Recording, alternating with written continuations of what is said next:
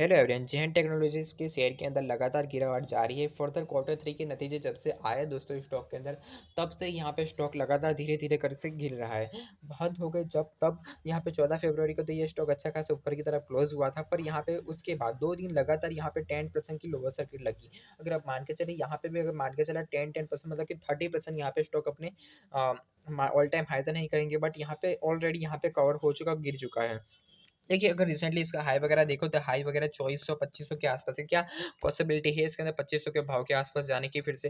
देखिए, 2500 आसपास के भाव जाने के से पहले आपको ये समझ लगा 2500 के भाव पे इसकी अर्निंग कैसी आ रही थी। देखिए, 2500 के भाव पे अगर आप बात करें तो अर्निंग में यहाँ पे कितना सरप्राइज हमें मिलता, मतलब कि एस्टीमेट से यहाँ पे 37%, मतलब कि 37% से यहाँ पे एस्टीमेट को बीट करते अच्छे खासा कंपनी ने प्रॉफिट वगैरह डेवलप किए थे। अभी के रिजल्ट की अगर आप बात करें तो अभी की यहाँ रिजल्ट में आप देखेंगे तो यहाँ पे एस्टीमेट को भी सरपास ने, मतलब एस्टीमेट के मुताबिक यहाँ पे रेवेन्यू आता हुआ देखेंगे। और प्रॉफिट की बात है, प्रॉफिट तो यहाँ पे कंपनी का घट चुका।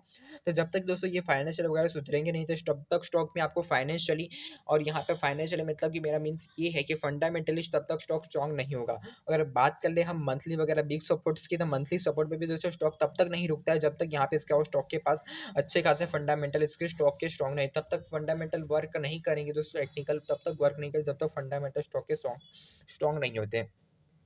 देखिए, फर्दर तब भी अगर डिस्कस करेंगे तो आपके हिसाब से यहाँ पे जो सपोर्ट निकल के आ रहा है करीब 864 के लेवल के आसपास का जो सपोर्ट है, वो अच्छा खासा सपोर्ट है। यहाँ पे स्टॉक को थोड़ा देर यहाँ पे होल्ड करना चाहिए, क्योंकि अगर ये सपोर्ट देखेंगे तो यही से स्टॉक ने अपनी जो रैली है वो स्टार्ट की थी 2023 के अंदर।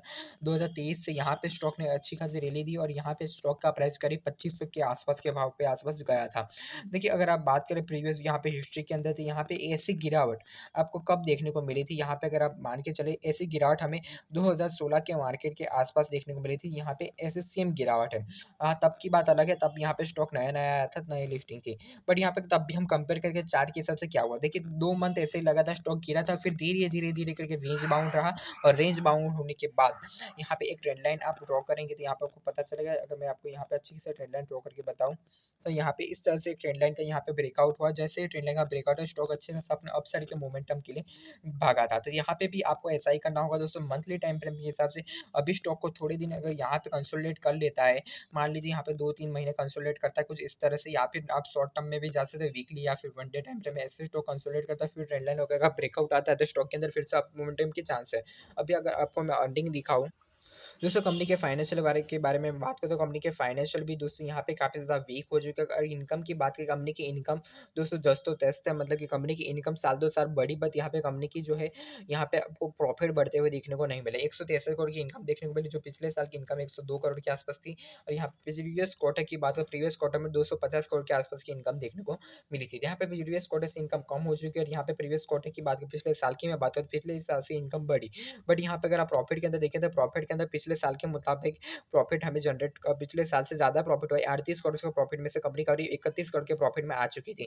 बट अगर प्रीवियस क्वार्टर के कंपनी के प्रॉफिट की बात करें, प्रीवियस क्वार्टर में कंपनी का 65 करोड़ का प्रॉफिट था। ओके, तो 65 करोड़ में से कंपनी 38 करोड़ के प्रॉफिट, मतलब सिर्फ मान के चलिए हाफ प्रॉफिट का 50%, मतलब 40 या 55% कंपनी का profit quarter on quarter basis पे घट चुका है। अगर कंपनी का ईपीएस वगैरह भी देखेंगे तो दोस्तों ईपीएस भी यहाँ पे काफ़ी ज़्यादा कम हो, जो है 4 रुपये और 30 पैसे के आसपास का ईपीएस देखने को मिला है, जो प्रीवियस क्वार्टर के अंदर 7 रुपये और 56 पैसे के आसपास का था।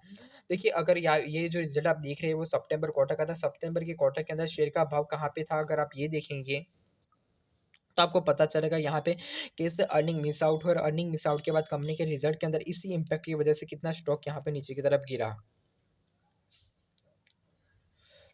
1 मिनट में चार्ट।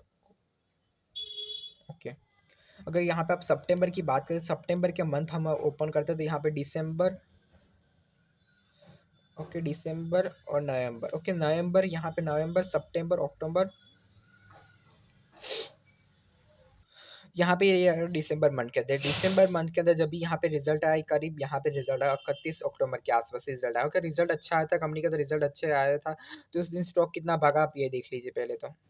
1 नवंबर को रिजल्ट आया था, 1 नवंबर को शेयर का भाव, 1 मिनट,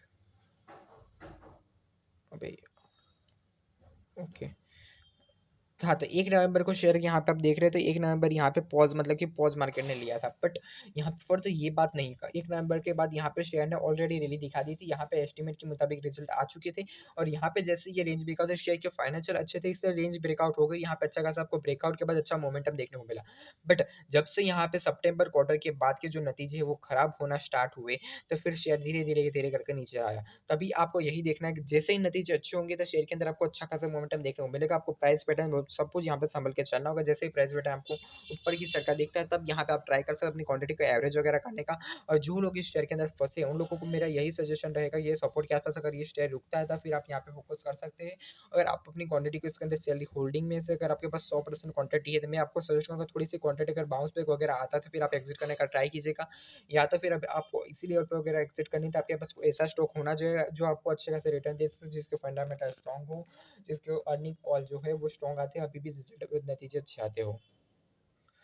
आशा करता हूँ ये वीडियो आपको पसंद आई होगी।